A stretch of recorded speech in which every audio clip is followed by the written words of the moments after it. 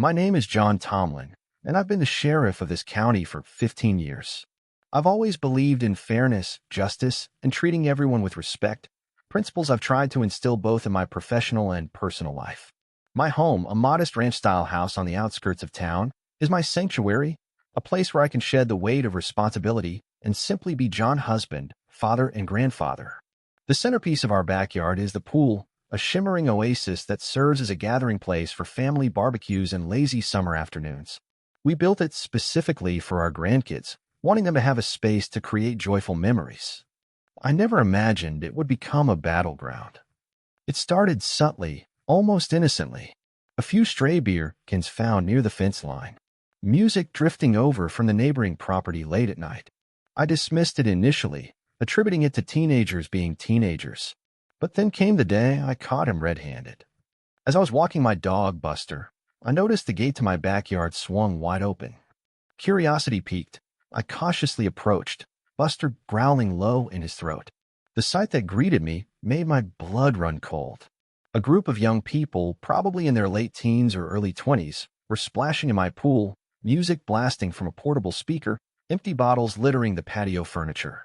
And right in the center of it all, holding court like he owned the place, was Chad, Karen Henderson's son. Now, Karen Henderson and I had a complicated history. Let's just say she wasn't exactly thrilled when I was elected sheriff, the first black man to hold a position in this county. Her veiled comments, the thinly disguised condescension, were always present, a constant reminder of the prejudice that still simmered beneath the surface in this community. Seeing her son trespassing on my property, treating it with such blatant disrespect, felt like a deliberate act, a slap in the face. I took a deep breath, trying to control my rising anger. "Excuse me," I boomed, my voice cutting through the noise. "This is private property. You need to leave now." Chad turned slowly, a smirk plastered on his face. "Oh, hey, Sheriff," he drawled, his tone dripping with sarcasm. "Didn't see you there. Just cooling off.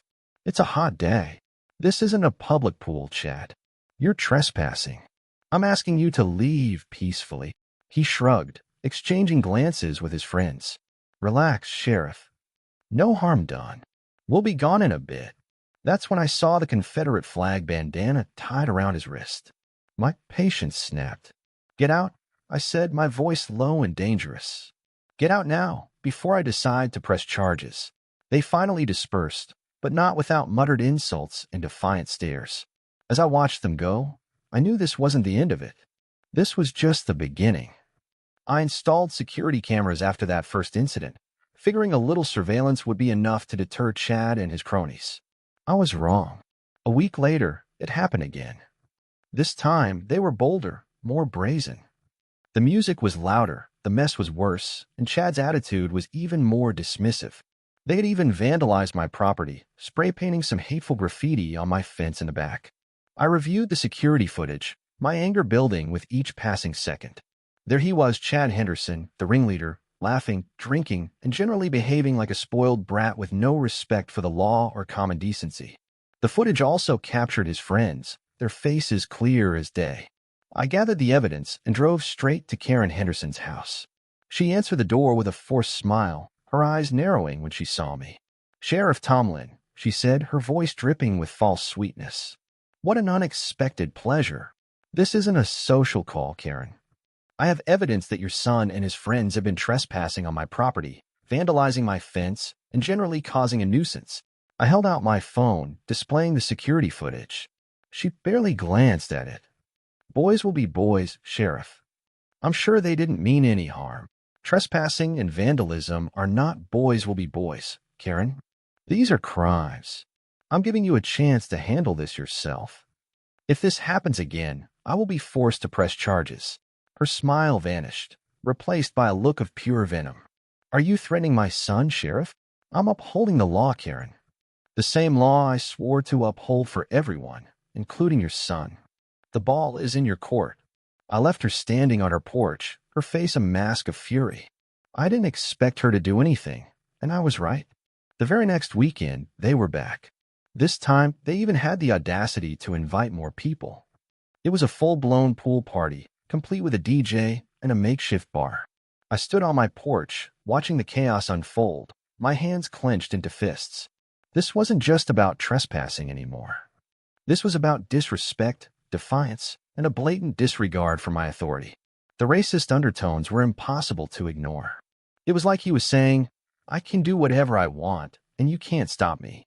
I knew I had to do something drastic.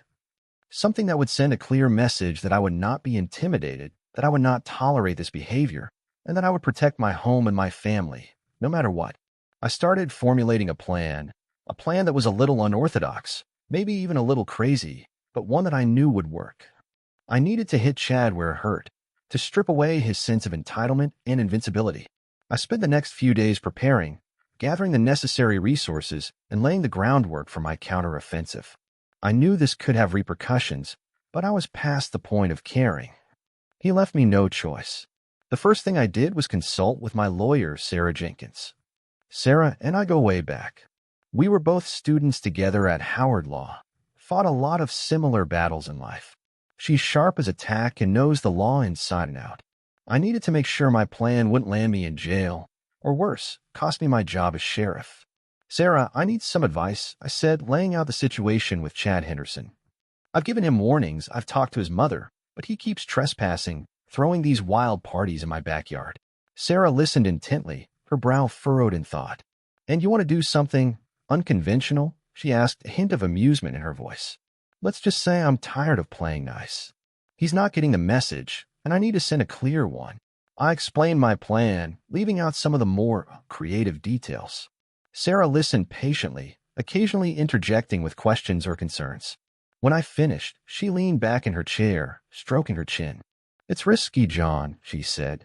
Some people might see it as excessive, even vindictive. But legally, as long as you're not causing any physical harm or breaking any specific laws, you're probably in the clear. You are the sheriff of the county, after all. There are implied standards that come along with such an office, though. But, I prompted. But you need to be careful. Document everything. Make sure you have witnesses. And most importantly, don't let your emotions get the better of you. Act like Sheriff Tomlin, and you'll be in the clear. With Sarah's guidance, I refined my plan, making sure it was both effective and legally sound. I also enlisted the help of a few trusted friends and colleagues, people who understood the situation, who knew my character, and who were willing to stand by me, even if things got messy. One call I made was to Big Tony. He's this huge guy, used to be a wrestler, and now he runs a landscaping business. He's got a heart of gold and a wicked sense of humor. Tony, I need a favor, I said. A big one. I explained the situation, and Tony listened with growing outrage. That little punk, he growled. He's messing with the wrong guy, Sheriff. Tell me what you need, and I'm there. With Sarah's legal blessing and Tony's muscle, my plan was starting to take shape. I felt a sense of grim satisfaction. Chad Henderson thought he could get away with anything. He was about to learn a very hard lesson. The day arrived as Saturday, same day as the past parties. I knew Chad wouldn't be able to resist the opportunity to throw another party.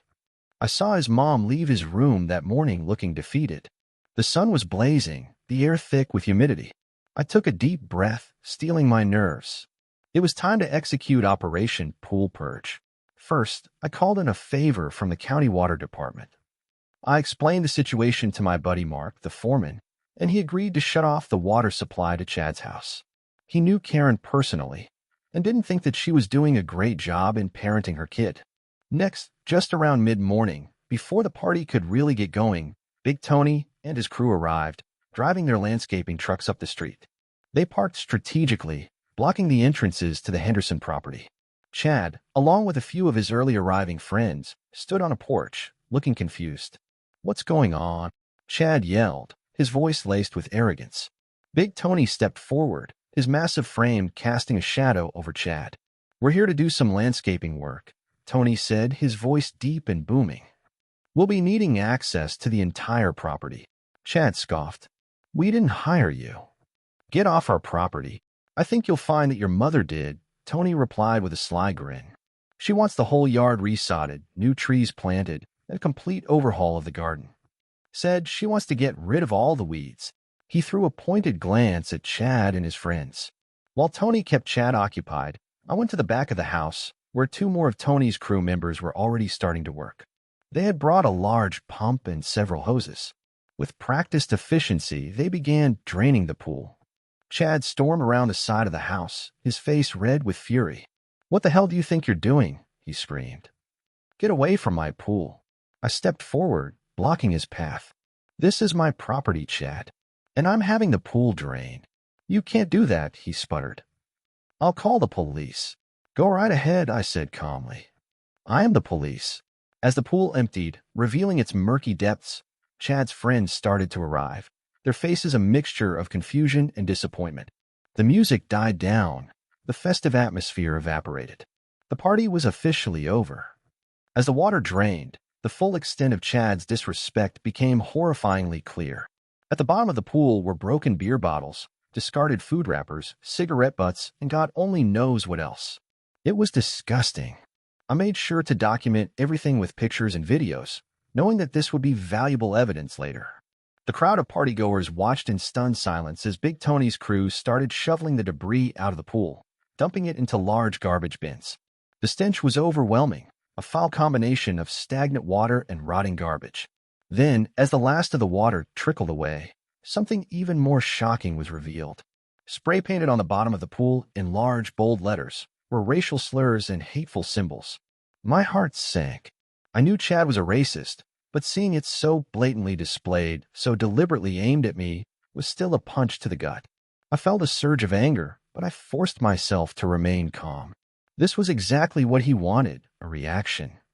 I refused to give him the satisfaction.